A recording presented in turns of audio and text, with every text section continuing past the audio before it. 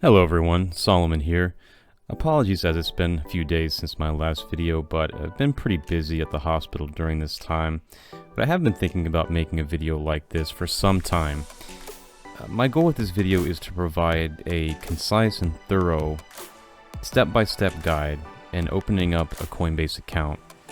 When I started investing in crypto in 2017, there was a massive learning curve.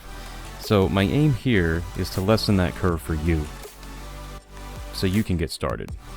Particularly now, in a time where the Fed is printing money to the tune of $6 trillion, finding investment vehicles that offer a hedge against inflation and provide a store of value is more important than ever before. So with that being said, I'll stop pontificating and let's just get right into it. So, as you can see here on the main page, we have the main four cryptocurrencies, and I'll just touch on three: Bitcoin, Ethereum, and Litecoin. And you can see the price action right here. So first thing to do is get started. So let's just click on the Get Started tab, and just to be safe also, we'll provide a link in the description where you can click and it'll take you directly to the Coinbase account, and from there you can start setting your account up. But first things first, click on Get Started. From here, just create your account. So you're just going to fill in personal information. So we'll just say John Doe.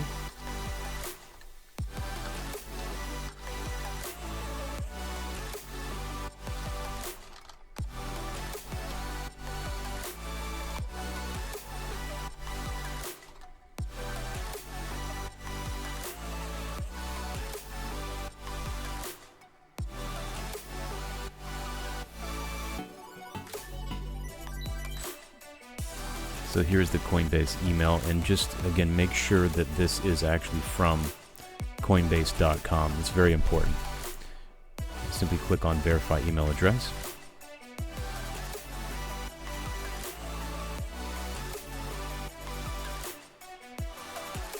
And then enter your phone number.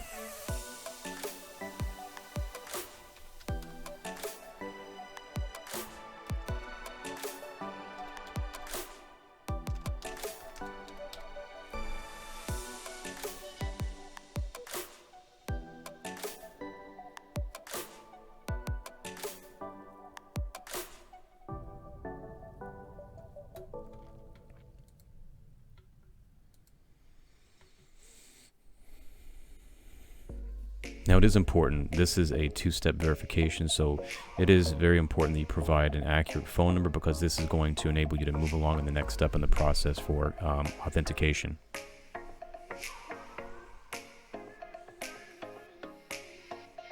Let's see if this works, because I actually do have another account already registered to this number, but for demonstration purposes, let's see if this will actually work for me.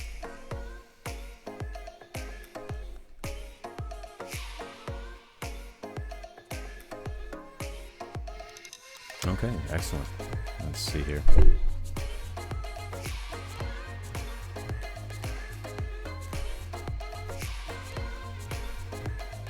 Okay, excellent. So just enter your authentication code, the 7-digit code that was sent to you via text message. So I'll plug that in here. And then we're going to move on to the next step in the process, submit.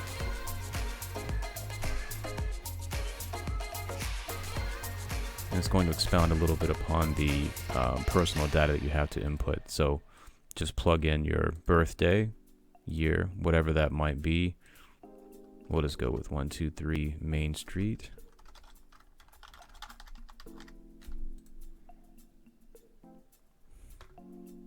And then you do have to answer a few questions here. I'm going to leave this part blank. You can fill that in, obviously. It's kind of self-explanatory, but you have to select what you're going to be using Coinbase for, which mine would be investing. Yours might be different, but usually that's pretty much a go-to, investing. And as you go along the line here, you're just going to fill out your pertinent personal data, and then go to what will Coinbase be used for. So you have to answer that question. So I'm just going to put investing, source of funds, and you can put investment, inheritance, mining. I'm just going to put occupation. Most people will probably be investing from from their job. So I'm just going to put occupation, employment status, employed, hopefully, knock on wood, and then the last 4 digits of whatever your social security number might be. So we'll just say 9876, whatever. And then move along to the next step in the process. You can click on continue. Okay guys, so from here the next step in the process is ID verification via driver's license photo. So you just have to upload from your mobile device or from your computer a picture of both the front of your driver's license and then also the back.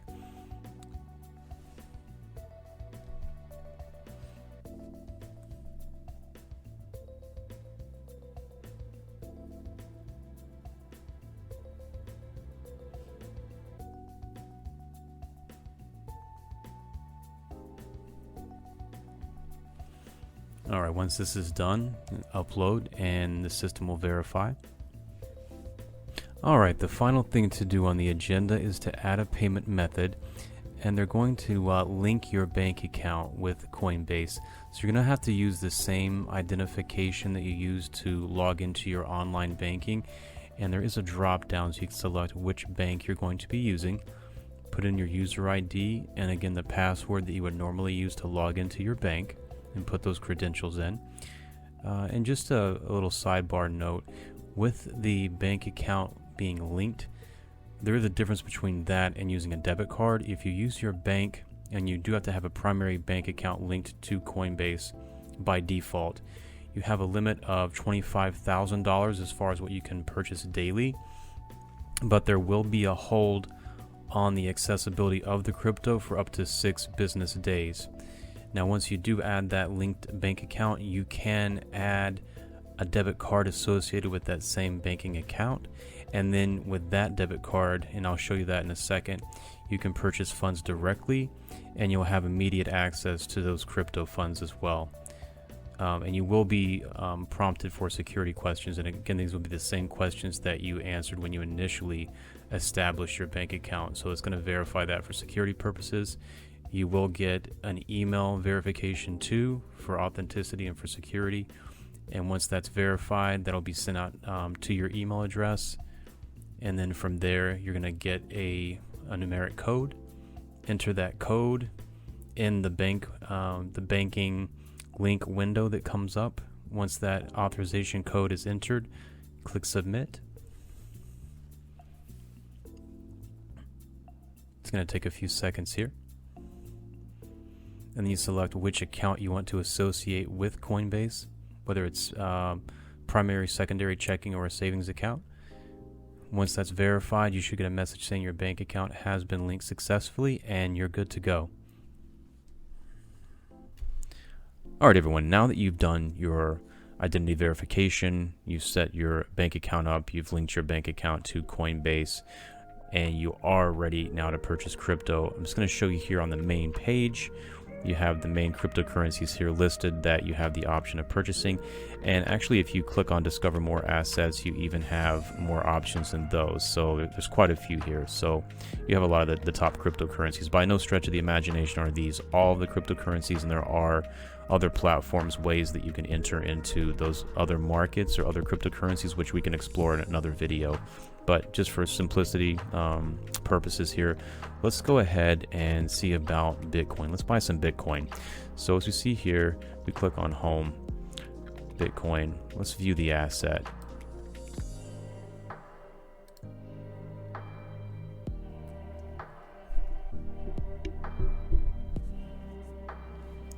Okay, so here we've selected Bitcoin, and we have a couple options here. So we can enter just the denomination in terms of how many of the cryptocurrency we'd like to purchase, or the specific dollar amount that we want to purchase or invest.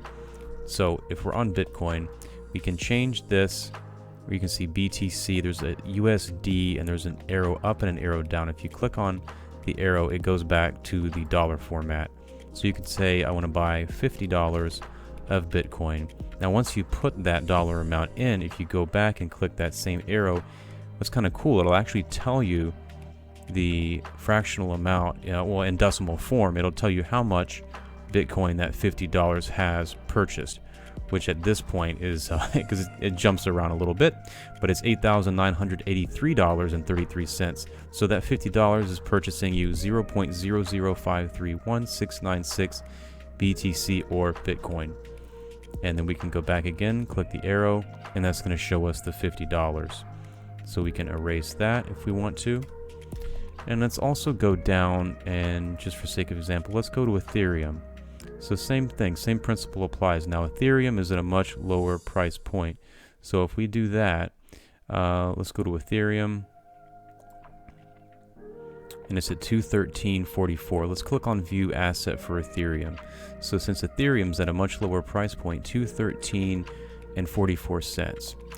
If we do the same thing, let's just click on the ETH itself. So let's just buy one ETH. If we want to do that, and then we also, once we've entered that, we click back with the arrow, it'll show us for the one Ethereum, or the one Ether, it's $217.73. Now the reason it's a little bit higher than that 213.44, that's taking into account the transactional fee that Coinbase is charging you. So let's actually go ahead and let's purchase one. All right, so let's go here. We're on Ethereum, and let's click on the different payment options we have. So again, this is the bank direct option. So this is the one where we provided the routing number and account number, and we linked the bank account in that way. Now you have a $25,000 buying limit, so you have a much higher buying limit. Of course, that would be probably a better option if you're wanting to purchase full Bitcoins, because they're at $9,000. But you do have the option to add debit cards. Now debit cards are nice. There is a limitation and there's a positive aspect. The limitation is you can only purchase $5,000 with the debit card. So if you're wanting to get an entire Bitcoin, you'd have to go with the banking option at this point. But for the Ethereum purchase, we're fine. And it does give you immediate access to the cryptocurrency versus the $25,000 higher limit with the bank, the direct banking option, and that also will take a few more days to process if you're doing it, through the ACH or through the bank link directly versus using a debit card. So let's select TD Bank here. So as we selected that TD Bank, so that's the debit card, we're selecting one ETH again. That's at this point, $223.63. And we'll click on Preview Buy. So it's going to break the cost down. So at this point, it's actually $214.93 for one ETH. Purchase $214.93. Coinbase fee is $8.58. And that brings the total to $223.51. All right, so I'm going to click on Buy Now.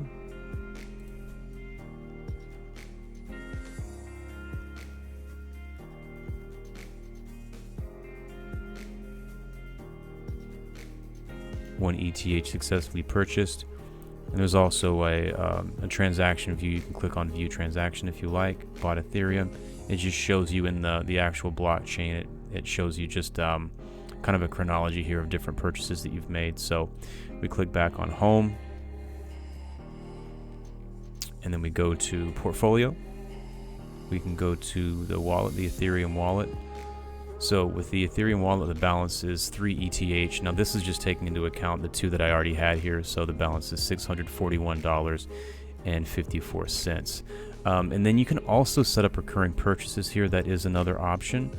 So you can set it up one time, which is what we did, every day, every week, 1st and 15th of the month, every month. So if you want to do an automatic or an automated recurring purchase, that's an option as well. So I think I'll leave it at here. Hopefully that was a simplistic take and explanation as to how you can set the account up, do the verification process, set up the bank accounts, verify, and then basically just do an initial transaction to purchase cryptocurrency. I hope this was helpful, and again, like I said, I will provide a follow-up because I just want to reiterate, leaving a large amount of cryptocurrency on a centralized platform such as this is not advisable. So what I'll do in a follow-up video, I'll show you how to move your crypto off of this platform and into a more secure form of holding, like a warm wallet. And I'll probably explore cold wallets in the future as well.